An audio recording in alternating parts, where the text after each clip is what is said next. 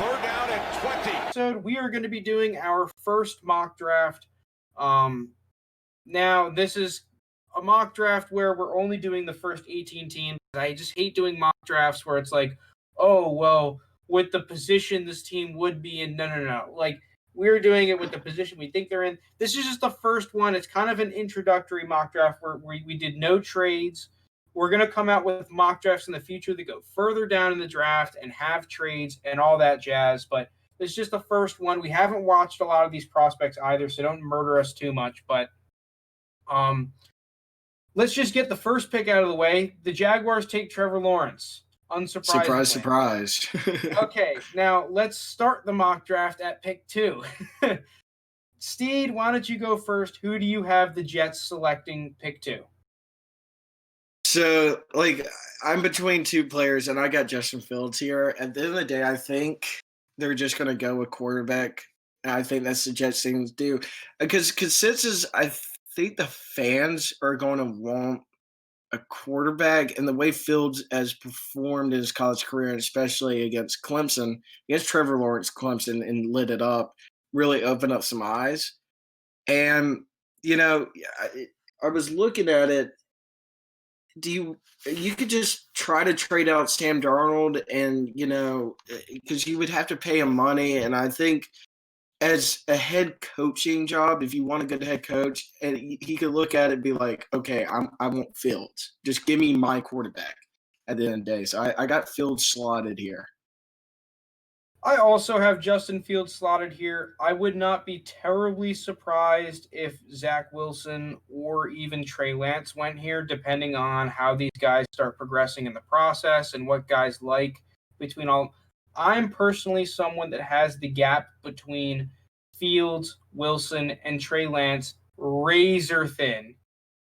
They all do they're all somewhat similar quarterbacks. They're kind of that prototypical modern type of quarterback where they can both run and throw.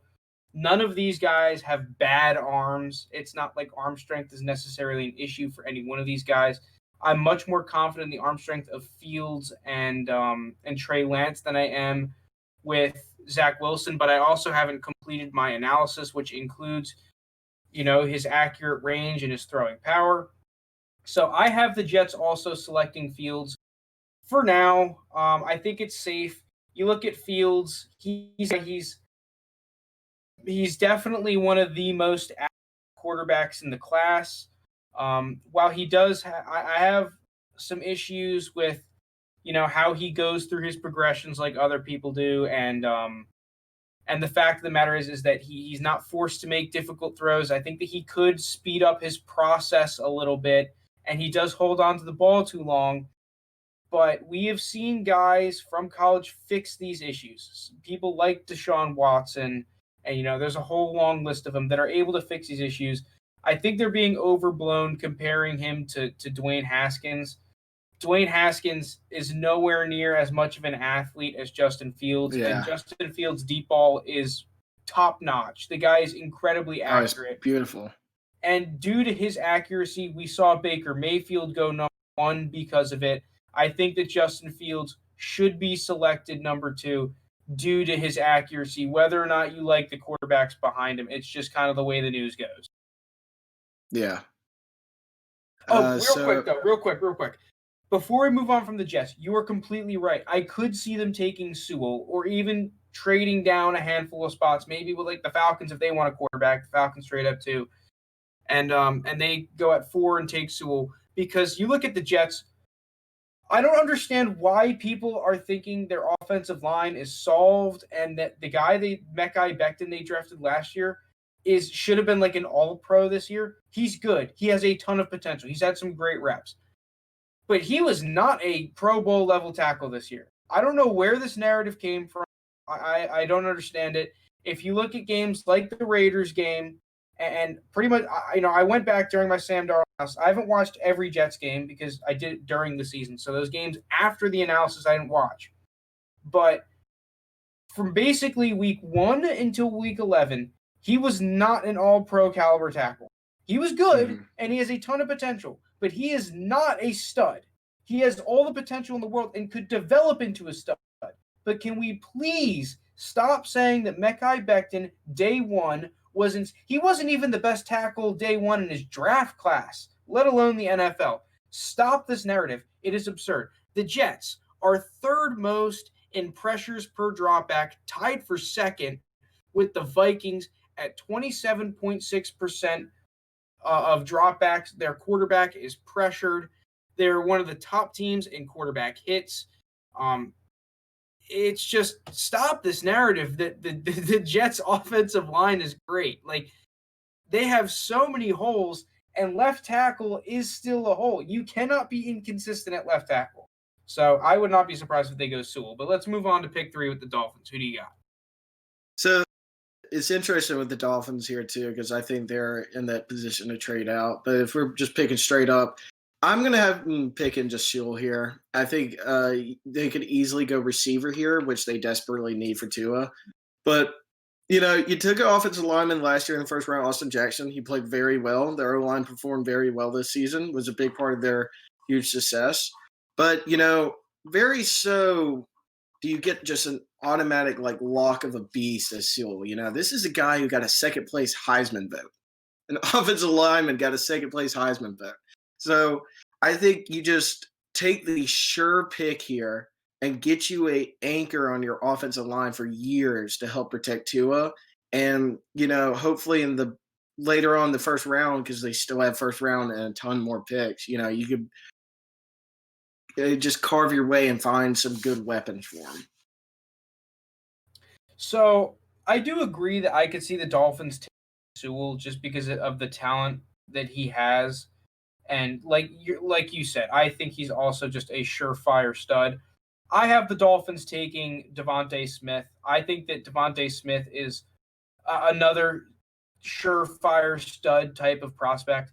He was a guy that last season when I was grading the receivers, I instantly put a first round grade on him because he just, when you had a team with Judy and Ruggs and even Waddle a little bit, he didn't play as much as Devonta and those other guys. Devonta Smith, you can argue, was the best receiver on the field even last year. This year, he has completely lit up the league. I'm kind of a little bit pissed because I wanted to target him in my dynasty leagues, but now I'm not going to be picking that high to be able to get him. I have to me, the Dolphins, what they miss, they need verticality on their offense with their weapons. The only guys, and you just look at Tua, right? Tua is a guy that he needs to be able to stretch defenses. The only guy that he's been able to consistently stretch defenses with is Mike Gesicki. Devontae Parker, with his health and his play this year, has been way too inconsistent to rely on as a number one. Not saying that he doesn't have the talent. It's just at the end of the day, he wasn't there enough. So getting someone like Devonta Smith, someone who I believe is the best overall deep threat receiver, not necessarily as just the best deep threat, but he is a great deep threat receiver. Plus, he's really good at everything else. So give me Devonta Smith at 3. This is, like I was telling you earlier on the podcast, probably the best top 2 receivers in Devonta Smith and Ja'Marr Chase since that Julio AJ Green class. And I'm not just throwing that around like other people have thrown that around before. I have that Julio AJ Green. Julio's been my favorite receiver prospect I've ever looked at. These are the only 2 receivers in recent times that match that type of grade. I don't care about last year and years before and all that shit. This is the first year. So give me Devonta Smith. I need a receiver. All right, your boys. That. Yeah, Falcons, Matt Ryan, if you're listening to this, bro, is nothing against you. Everything you've done. But I just know a new coach, new GM, they're going to want to go some different kind of way. I got him picking Zach Wilson. I kind of want Zach Wilson. I want Zach Wilson just because I've seen the league now. All these quarterbacks have these playmaking abilities, running around pocket, making plays. Matt, if you want a definition of a pocket passer, it's Matt Ryan. That dude cannot move to save his life and take sacks left and right. So give me Zach Wilson. Give me the talent from BYU. And it's just dawn of a new era. It's time to start over. Give me a new franchise guy. And I think you have that in Zach Wilson. And that's who I'm picking. All right, so for me at 4, I also have the Falcons taking a quarterback, but I have them taking Trey Lance. And this is not because I like Trey Lance more than I like Zach Wilson. I do really like Zach Wilson, but I also like Trey Lance. The reason I have Trey Lance going here is because we have seen the past couple of drafts the quarterback with the best physical traits, if you're able to develop him, becomes an absolute stud. To me, aside from Lawrence, and even including Lawrence, Trey Lance is the best prospect in with the overall package. If you take all the bull crap away, accuracy and all that shit, arm talent plus legs, mobility. Trey Lance is that guy. The guy's got a cannon, and he is really good with the football in his hands. He can break a lot of tackles. So with that, I think the Falcons decide to go with a new GM. They decide to go a little ballsy. They decide, hey, if I'm sitting him under Matt Ryan, I want a guy that has a little bit more potential and is a little bit more of a project. So they go Trey Lance at 4 for me. I mean, I would like that too. I'm just speaking on behalf of the other stupid ass Falcons fans. They're just gonna hate that. Oh yeah, and there is something to be said that getting Trey Lance, not Trey Lance, Zach Wilson in that dome.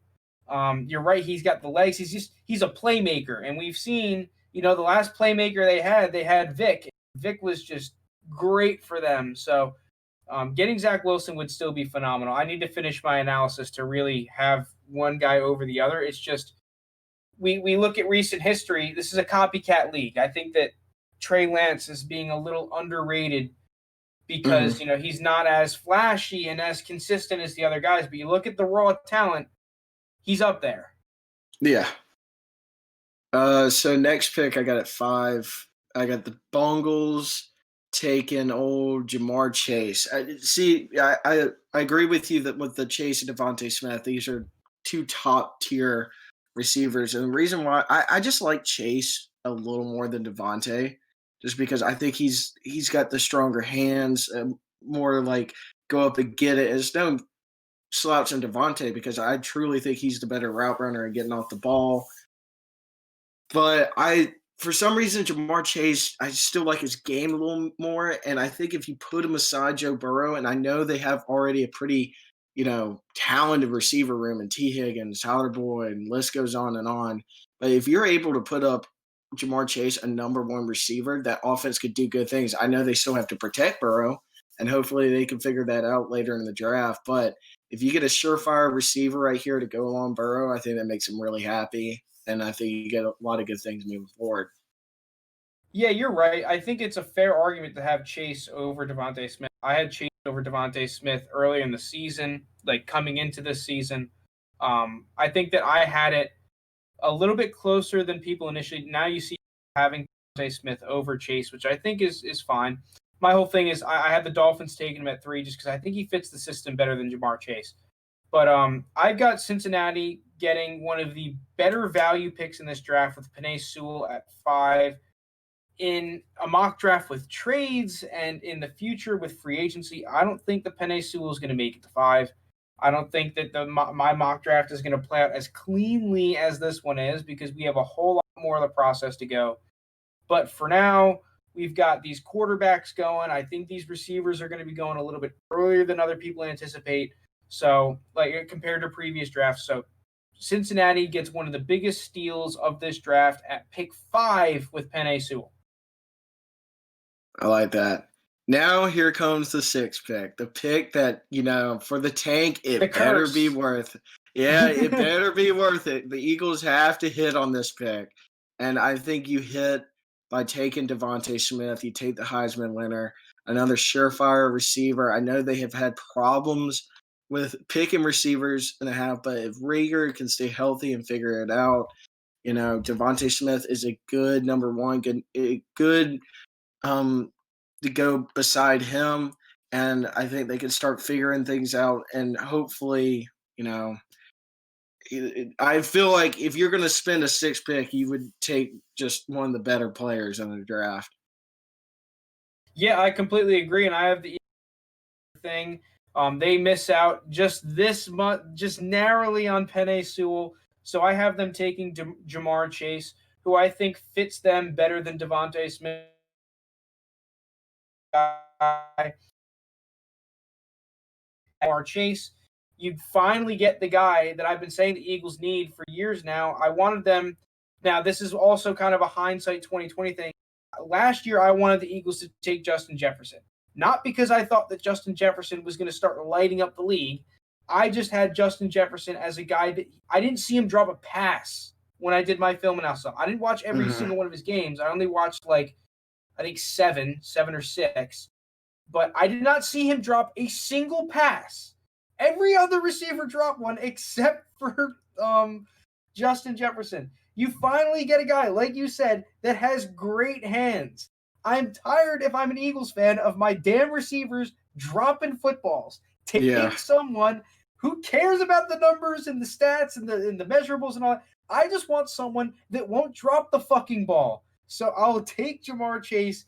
Don't drop the ball. Yeah, please don't. But I wonder if, coming draft time, because Jamar Chase sat out this year, so he hasn't seen game action since the Natty.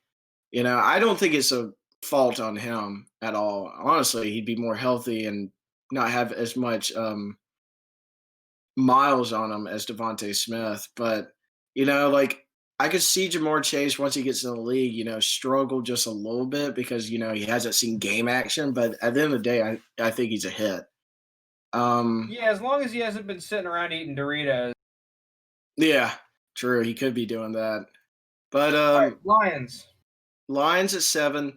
So I got Lions taking quarterback. I got them taking Trey Lance here. And I think this is interesting because, new management, new coach, like we said with the Falcons, they probably want to go a different way.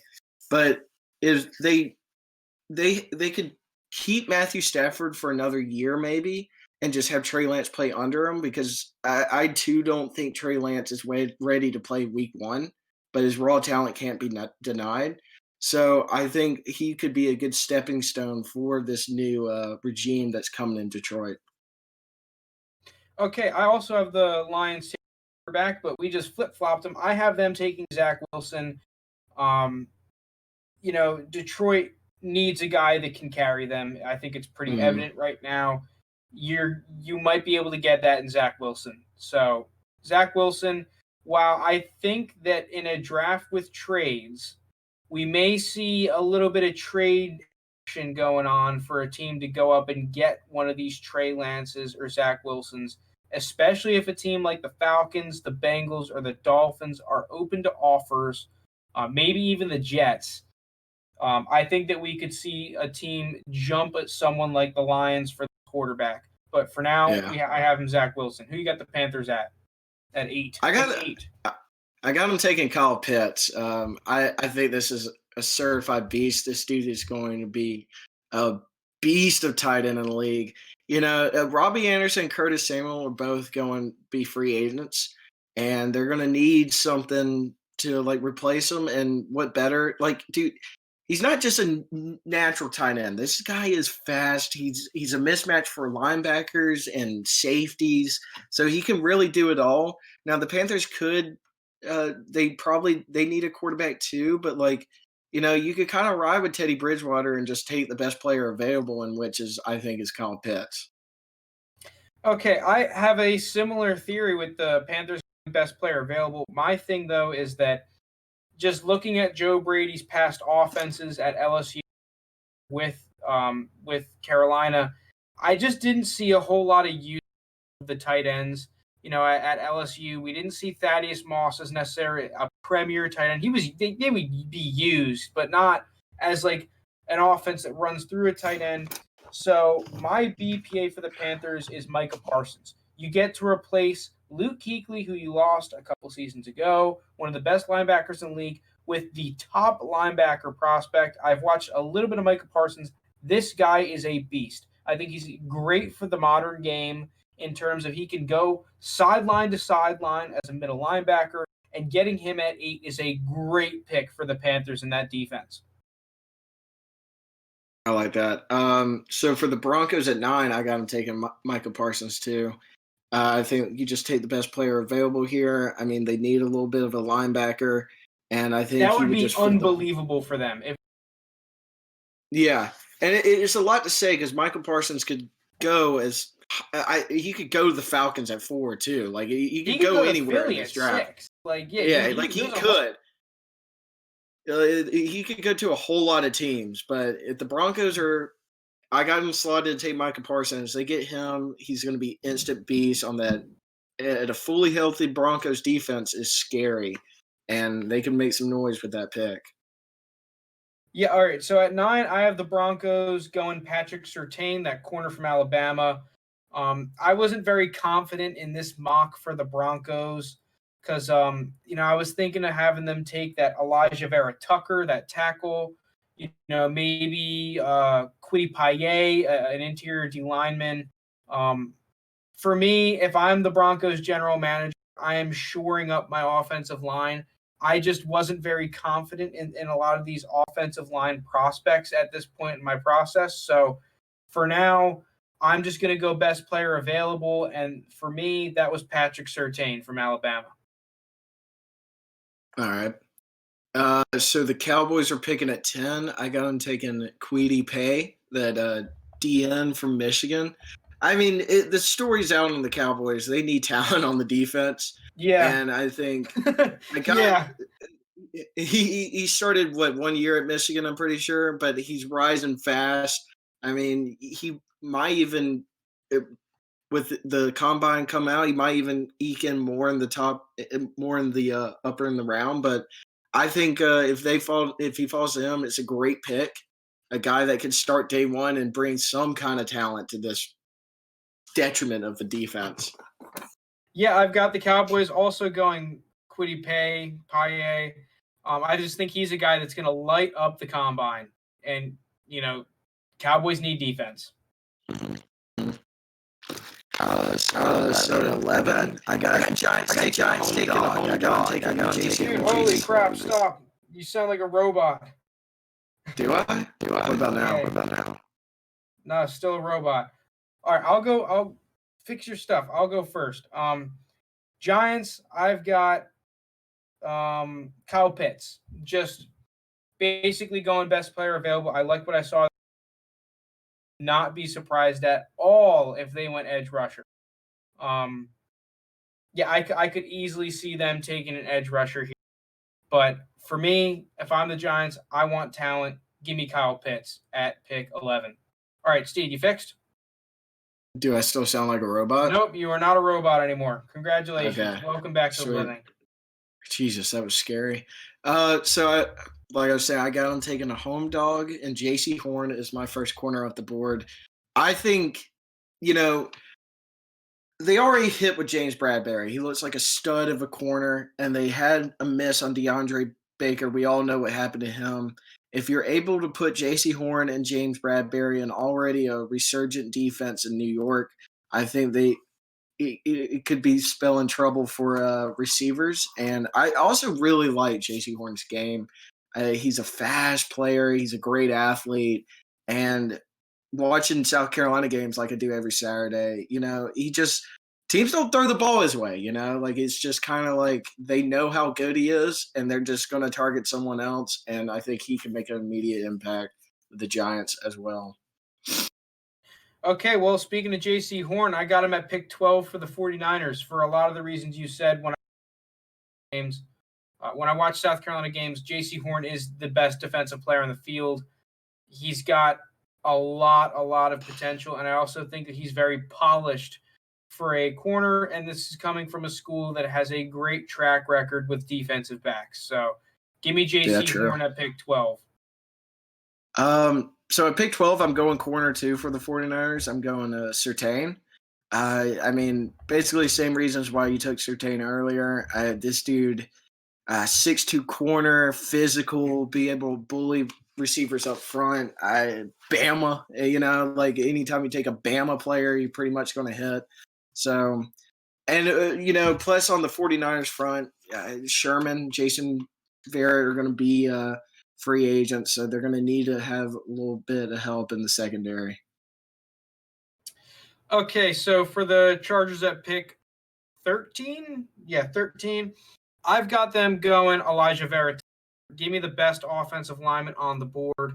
And this is solely, this is a team that we just got our franchise quarterback. I want to protect him. Mm-hmm. Chargers were a team that were tied for fourth in the league on most pressures allowed at 26.6%. I cannot be a team that can compete with a franchise quarterback without protecting him. The Chargers have never, in like my lifetime, it feels like, had that top quality offensive line. We're picking at 13. If this team is as talented and as good as we think they are, hopefully they're not picking this high again. So maybe they can knock down this tackle spot and then not have to pick within the top 15 for a while. So give me Elijah Vera Tucker. Yeah, I'm taking Elijah Vera Tucker as well. Yeah, like you said, you need to protect Justin Herbert as he looks like he's the real deal. I mean, dude, books out on the Chargers. Their left tackle sucks. Elijah Vera Tucker doesn't suck, so you should draft him. All right, so at pick 14, I've got the Vikings taking Gregory Rousseau from Miami. Vikings, this is a team that had that whole debacle with Yannick Ngakoue where they trade for him, and then they realize they're not going to compete, so they trade him away for less than they got for him to the Ravens. Yeah, that was a weird series of moves. Let's shore that spot up with Gregory Rousseau as an edge rusher. Yeah, I got him taking an edge rusher as well, but I got him taking Christian Barmore from Bama. I think, between him and Rousseau, those are two really good players. I think they would just kind of bite into the Bama kind of committee. But, he's very athletic, can get to the quarterback. And we all know, the Vikings need help on defense. They just do. And they need to bolster the defensive line. And I think this would be a great pick for him. Okay, so at pick 15, this is a really interesting one because we're looking at a Patriots team that needs a whole lot. And without trades, this is a spot where I would not be surprised if the Patriots are not picking at 15, whether they're trading up or down. But I have them, especially, they don't have a third round pick, I don't think, this year. So I could totally see them moving down to later in the first round so that they can acquire more picks, because I'm not sure there's one player that's going to solve the Patriots' problems. But I just went best player available for offense, and I'm taking Rondale Moore, wide receiver. Rondale Moore is currently my third receiver on the board, has been for a while. This is a guy that I really, really, really like. I have not seen very many receivers being triple teamed and quadruple teamed multiple times a game. And he's still able to make stuff happen. He's an overall playmaker, which is what I think the Patriots need on offense. They need someone who can create. And Rondale Moore is just that and more. So I'll take him at 15. So I was leaning receiver a little bit. We were making up the draft, but dude, I'm going to do it. I got them taking Mac Jones from Bama. Belichick needs a quarterback. I think Mac Jones is a very good quarterback. He might be not in the same skill set as a Fields or, Trey Lance or Zach Wilson or all, but I think he could come in day one and start, he's not a project. He can move the ball around. So I think he has Belichick, underrated arm talent too. Yeah, so I think Belichick just goes ahead. People might say that's a little bit of reach here, but at the end of the day, if it pays off, it pays off. So it doesn't matter. And I think Mac Jones, I think he will have some success in the NFL regardless where he goes. But if he goes to the Patriots, I definitely think he could start week one and put the Patriots back in the mix. All right, so for the Cardinals, I have them. I could easily see them going offensive line here, but I have the Cardinals going Caleb Farley, the cornerback. It's just a great value pick. This is a guy that could be picked where J.C. Horn or I had Surtain go. I think he's just as talented of a prospect. So the fact that I get that level of a prospect at pick 16. I think that's just a little bit too good a value for the Cardinals to pass up, and they look to fill some of their offensive line issues or like a running back issue in agency rather than with the 16 pick of the draft. Yeah, I'm taking Caleb Farley too. It's a really good corner class, especially of the top half. So, yeah, I think you get just a good player for Virginia Tech that can come in and instantly make an impact on a team that, needs a couple things to really compete for next season. And I think he can help that defense really find its mold. Okay, so for the Raiders, I kind of have a pick here. I'm taking Zaven Collins for the Raiders, linebacker out of Tulsa. This is a guy that I do think the Raiders might really fall in love with. He's someone that kind of plays all over the field. He can rush the passer. He can play inside linebacker. He's good both blitzing and in coverage. I think that this is someone that the Raiders kind of need. They need someone that can fill this little, just kind of all around versatile type of mold. Um, you know, regardless, at the end of the day, the Raiders just talent on the defensive side of the football, and I do think that Zaven Collins is a very talented player. So I think that I can get a very versatile linebacker that can really help in all areas for this Raiders defense. So I have them reaching a little bit and taking a guy, but this is a team that is not afraid to overpay for their guy. They do it every year. So I'm just going to try and predict it, and maybe Zaven Collins is that guy this year. I like that. This is where I got Gregory Rizal going. You never can have enough D line, and we know the Raiders' defense needs to be bolstered as well, as that really halted their success this year, especially late. You get a tremendous pass rusher who looks athletic. The thing is, since this is our first mock draft with no trades, I don't think Gregory Rousseau is going to technically be here at this point. I could see him testing very well and going earlier in this. But if they're able to snag him up, I think that's a good pick. Okay, so with the last pick in the draft, I have the Dolphins going with, hold on, I can't read this guy's name. Jason Owell. Let me see if I can find him here. Where's he from? Yeah, Jason Oweh. There it is. Jason Oweh from Penn State. Okay. Just an edge rusher. I really did not know what to do with the Dolphins spot. This is a really weird pick for the Dolphins. They have a whole lot of avenues they can go, and who they pick here is going to be determined by who they go with their earlier draft pick. Because if they decide to go with Sewell at pick 3, or even go with a quarterback to replace Tua, then they'll probably go with a skill player like a receiver at pick 18. But then if they go receiver at 3, they're probably not going receiver at 18. So screw it. I'll just put who I had as the best edge rusher left on the board. All right. So since I had the Dolphins picking Sewell at 3, like we said, they need talent around Tua. They need receivers. I'm just going to take Jalen Waddle, a guy he's very familiar with, and hasn't played much this year because of injury. I think he's going to play the Natty, though. So that's good. But I think he's a tremendous receiver as well. Like I said, this is another receiver class that there's a lot of good players, and he could do some good things for Tua in Miami.